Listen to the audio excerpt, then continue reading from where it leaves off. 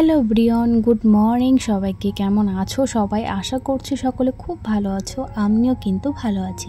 তিথি লাইফস্টাইলের একটি নতুন ভিডিওতে তোমাদেরকে অনেক অনেক শুভেচ্ছা আর আমার অনেক অনেক ভালোবাসা। অগোছালো ঘর দেখতে বা অগোছালো ঘর থাকতে আর কি আমি কোনোটাই পছন্দ করি না। আমি সবসময় একটা পরিপূর্ণ পরিষ্কার গোছগাছ করা ঘরেই থাকতে বেশি পছন্দ করি। সে যেই বাড়ি হোক না কেন, যেই ঘরই হোক না কেন, মাটিরও হতে পারে, টিনের হতে পারে, বা পাকা বাড়ি হতে পারে, বা 10 তলা হতে পারে, যেই ঘর হোক না কেন সবসময় পরিপূর্ণ রাখলে সেই ঘরে আমার থাকতে ইচ্ছা করে। আর যদি মনে করো অগোছালো থাকে, সে যত বড়ই রাজপ্রাসাদ হোক না কেন, আমার সেখানে থাকতে এক মুহূর্ত ভালো লাগে না।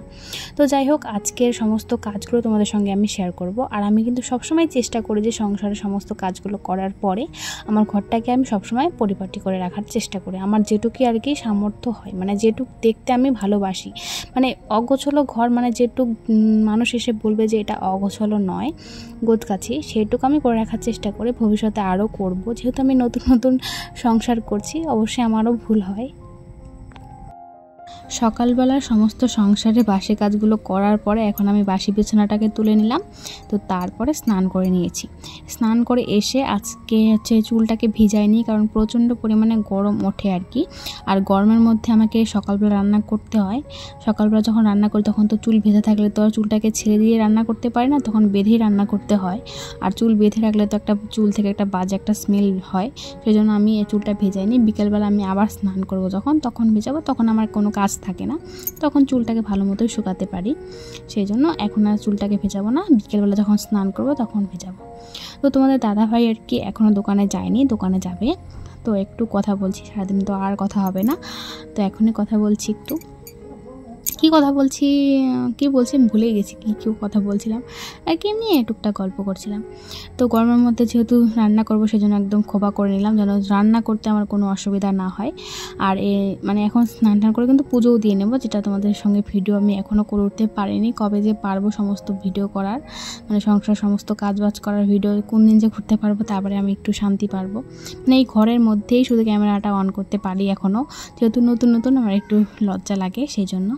তো এই যে সিঁদুর ঠুদুর পরে নিয়ে একটু ঠোঁটের মধ্যে লিপস্টিক লাগিয়ে নিলাম, তারপর টিপ পরে নিলাম। তো যাই হোক, তো এই ভিডিওটা হচ্ছে আমি রান্নাবাড়ি করে এসে খাওয়া দাওয়া কমপ্লিট করে আসার পরে। তো সে যে শাড়িটা পরে স্নান করেছিলাম, সেই শাড়িটা শুকিয়ে গেছে আর কি, সেই শাড়িটা এখন ভাঁজ করে রেখে দিচ্ছি। আর আমি চেষ্টা করি যখনকার যে জামা কাপড় হয় তখন সেই জামা কাপড়গুলো সব তখনই গুছিয়ে রাখার, তাহলে দেখবে ঘরটা এলোমেলো একটু কম হয়। আর যদি তুমি পালা করে রাখো, তখন কখন করবে কতগুলো জামা কাপড়, মানে একটা দেখি কেমন যেন মনে হয় যে থাকা, এখন করবো না পরে করবো, এতগুলো জামা কাপড়। সেই জন্য আমি তখনকার জিনিস তখনকেই গুছিয়ে রাখি। তো এই যে একটু এই জায়গাটা এলোমেলো হয়েছে, সেগুলোও গুছিয়ে নেব। মানে সকালবেলা একটু এলোমেলোই হয়ে থাকে সব কিছু। তো যে তোমাদের দাদাভাই স্কুটি নিয়ে গিয়েছিল, সেই স্কুটির হেলমেটটা সেখানে রেখেছে, জায়গা মতো না রেখে।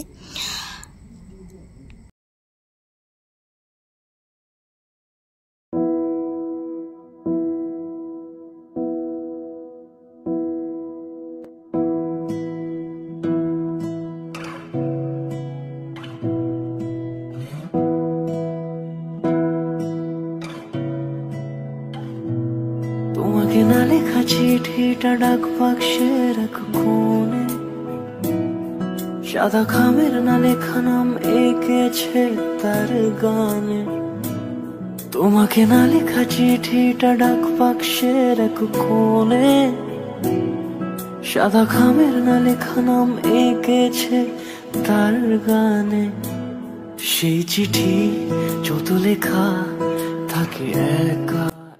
ড্রেসিং টেবিলটাকে হালকা একটু ছেড়ে নেওয়ার পরে গুছিয়ে নিয়েছি। ঘরের মধ্যে যে প্রত্যেকটা ফার্নিচারকে কিন্তু আমি প্রতিটা দিন একটু করে ছেড়ে নিই, তাহলে কিন্তু যেদিন আমি একদম ডিপ ক্লিন করি সেদিন কিন্তু আমার চাপটা একটু কম হয়, মানে একটু মানে নোংরাটা একটু কম হয়। কিন্তু নোংরা ঠিকই হয়, কিন্তু একটু পরিমাণে কম হয়, সেই জন্য। তো এখন ঘরটাকে ঝেড়ে নিচ্ছি। আর মাটির ঘর না, বারবার সরার পরেও ঘরটা এরকমই, মানে বারবার ধুলো আসতেই থাকে। তো আর আমার সবসময় গোছানো ঘর দেখতে ভালো লাগে, তাহলে আমার চোখে আর কি শান্তি লাগে। যদি ঘরের মধ্যে এসে দেখি যে ঘর এলোমেলো হয়ে আছে, আমার মাথাটা এতটা গরম হয়ে যায়, মনে হয় সমস্ত জিনিস মানে ভেঙে ফেলি, এরকম মনে হয় যে এখন লাথি লুথি দিয়ে সব কিছু ভেঙে ফেলি।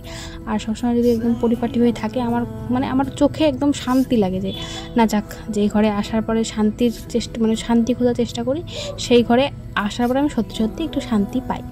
তো চলো আজকের মতো ভিডিওটা এখানে শেষ করছি। ভিডিওটা ভালো লাগলে অবশ্যই একটা লাইক করে দিও। তো চলো আজকের মতো টাটা, আবার দেখা হবে নেক্সট ভিডিওতে।